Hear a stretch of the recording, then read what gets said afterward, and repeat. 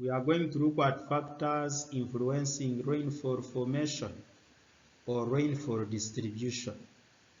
We all believe that different parts of the world receive different amounts of rainfall. Some parts receive more rainfall than others, and other parts hardly receive no rainfall. If you take an example of our country, Rwanda itself, some provinces and districts receive more rainfall than others. Why? Number one, we have vegetation cover. Areas with thick forests and maybe swampy vegetation receive more rainfall than other areas without this thick vegetation, because as we said earlier, vegetation helps in the formation of convectional rainfall because of too much transpiration. 2, water bodies. Areas with big and many water bodies stand more chances of receiving much rainfall, convectional by type, because water bodies support evaporation compared to areas with limited water bodies. Next, relief. Relief means the physical appearance of the landscape. Areas with high and tall mountains receive much relief rainfall compared to flat regions, because wind rises on mountain slopes and causes rainfall on the windward side compared to flat areas where wind descends. Nature of the ocean currents. Areas served by cold ocean currents are drier than areas served by warm moist currents or warm ocean currents, because warm ocean currents carry moisture but cold ocean currents are dry, and therefore they cause dry conditions where they blow to. Then we have nature of the wind. Areas served by cold, dry winds have less rainfall compared to areas served by warm, moist winds, because warm, moist winds rise to condensation level and cold, dry winds descend. Latitudinal location. This means the distance from the equator. Areas near the equator, within the equatorial regions or doldrums, receive more rainfall than areas far from the equator, because equatorial regions have equatorial forests and temperatures are high. Therefore, there is maximum evaporation and transpiration compared to areas far from the equator. Altitudinal location. This is the land, the height of the land above the sea level. Areas at higher altitudes are likely to receive more rainfall than areas at lower altitudes. Climate. This is very clear. Desert regions, areas with desert climate,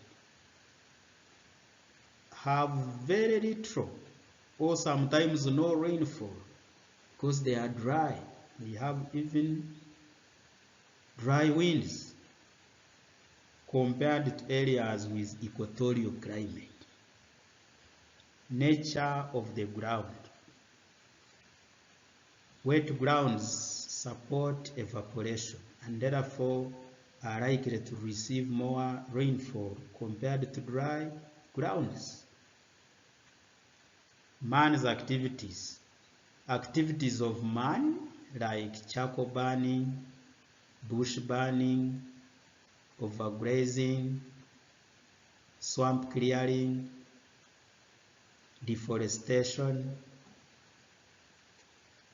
can limit rainfall received in an area, while some other activities like afforestation, reforestation, agroforestry can lead to the formation of more rainfall.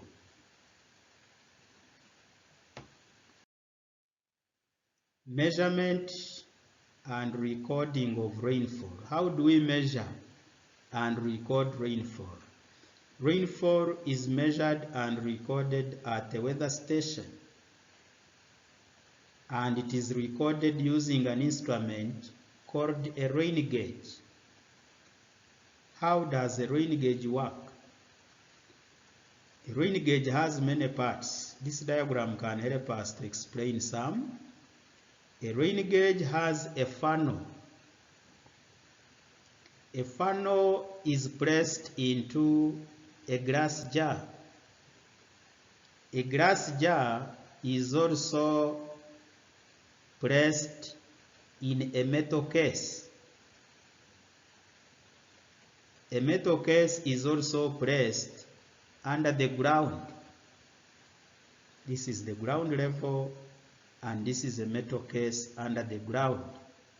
Within a metal case, there is a glass jar. And on top of a glass jar, there is a funnel. The importance of a funnel is to collect water from rainfall and leads it to a glass jar. After a funnel has collected rainwater and directed it to a glass jar, man comes after rainfall, opens a metal case or metal box, gets a glass jar out with water, pours water in a measuring cylinder, and the measuring cylinder measures in millimeters. After pouring water in a measuring cylinder, he reads the level of millimeters on a glass jar.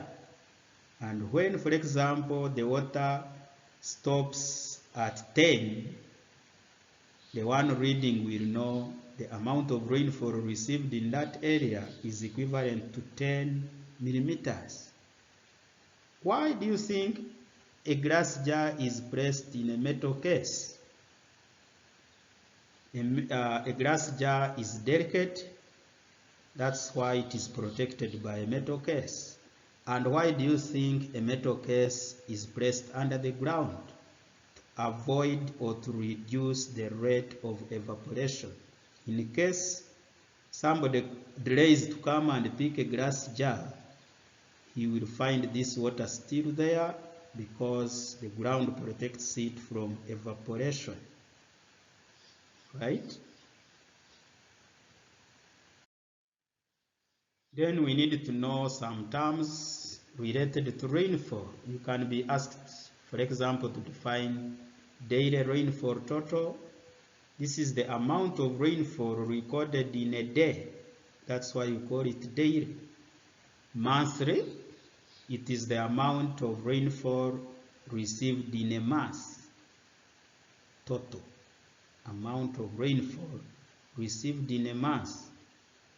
You add rainfall for every day until the last day of the month.